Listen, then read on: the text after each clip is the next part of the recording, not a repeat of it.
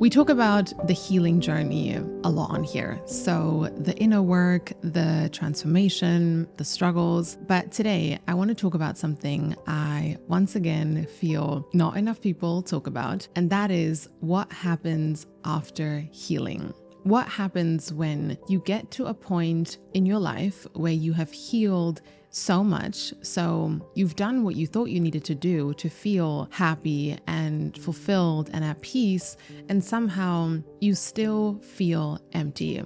What happens when you've done so much inner work and you've faced so many emotions and you've let go of so much of your past, and somehow you still sit there thinking, why don't I feel the way I thought I would? That specific point is exactly what I wanted to talk about today. So let's break down why healing doesn't automatically make you feel fulfilled, the specific reasons why you might still feel lost even after doing so much inner work, and most importantly, how to move forward so you don't stay stuck in this feeling of emptiness. As always, if you enjoy my content, feel free to support it in some ways, such as liking, commenting, or subscribing. Your support is so appreciated. And also, you can download my free 12-minute anxiety release guided meditation in the link below.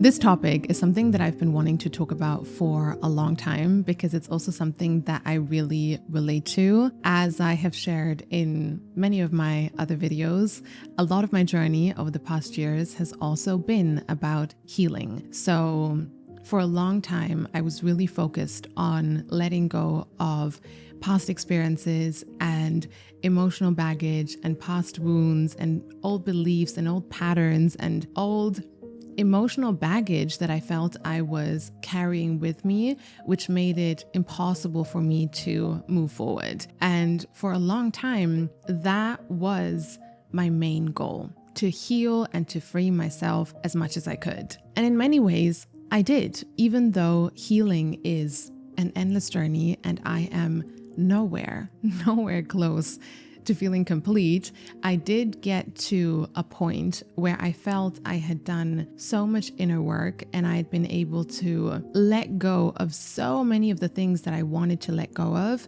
that I genuinely did arrive at this point that I had been aiming to get to for so long. And somehow I still felt empty and I still felt unfulfilled and I still didn't feel happy. And for a long time, I couldn't figure out why, because technically I thought I had done what I needed to do to feel happier and more free and more myself. So why am I not feeling that? So let's go over some of the reasons I later realized I was feeling healed but still empty. And I hope these resonate with you as well if you are in a similar space at the moment, which you probably are if you clicked on this video. One of the biggest realizations I had on this journey is that healing at its core is an internal process. You are going within, you are healing within, you are changing within. And even though that journey is incredibly powerful, it is not the solution to all our problems, because I would like to believe that for many of us, a truly fulfilled life isn't just about having a more healed internal state.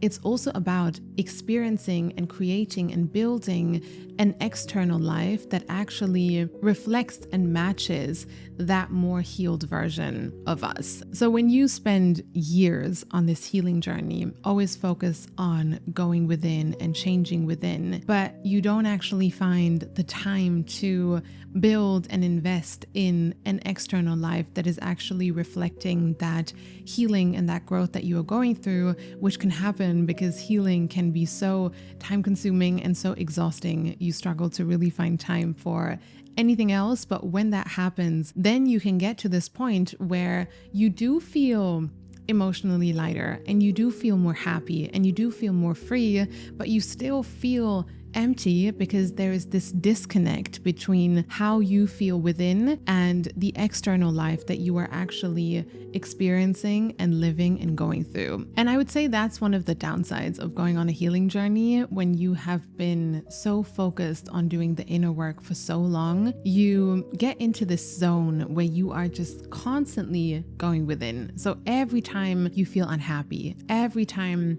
something feels off, your first instinct is to go within and to figure out where it's coming from inside of you and how to let it go. And even though that's a beautiful part of healing, you learn the power of going within. When you do that too much, you can start to ignore and not look at the very valid external factors in your life that might be making you unhappy, and then you also don't change them. That's where I realized for myself, healing makes you capable of changing your life, but it doesn't automatically change your life. I used to think if I healed myself internally, then my external life would automatically be fixed as well, because that's what so many people say. When you heal within, your outside changes as well. And even though I think that is partly true, that concept for me alone was never enough, because then why are there so many people who feel so healed inside, but their external world is still not what they want it to be?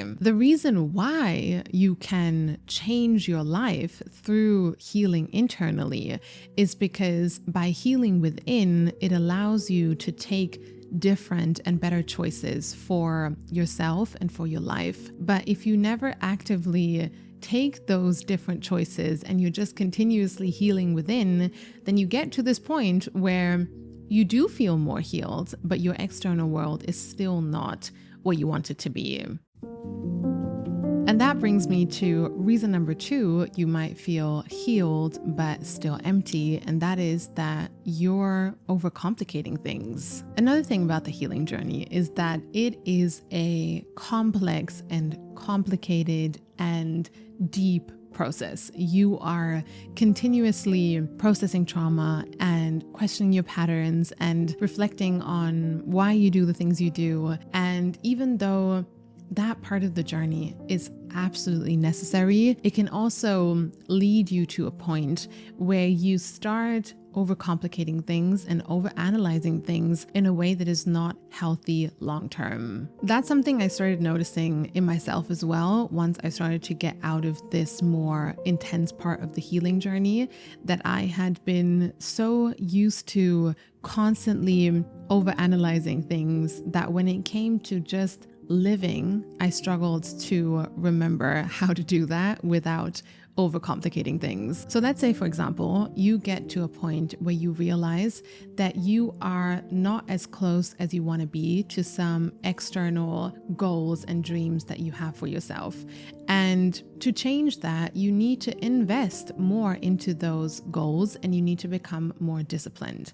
Now, instead of just sitting down and doing the work and becoming more disciplined, you then stay stuck in this loop of overanalyzing why you struggle with discipline. So you start journaling a lot about why you think you struggle with discipline, and then you go back to that childhood wound that you think is making you struggle with discipline, and then you think about the subconscious blocks that you might have that make you struggle with discipline. And even though some of that self-awareness is great, at some point you just have to sit down and do the thing, which is becoming more disciplined. And you can only do that by sitting down and becoming more disciplined. And by overcomplicating things, you are not allowing yourself to go through that process of simply becoming more disciplined. Or another example, if you overcomplicate things too much, you might start to feel really disconnected from the people around you, because now that you have seen more of your own internal patterns and your own trauma,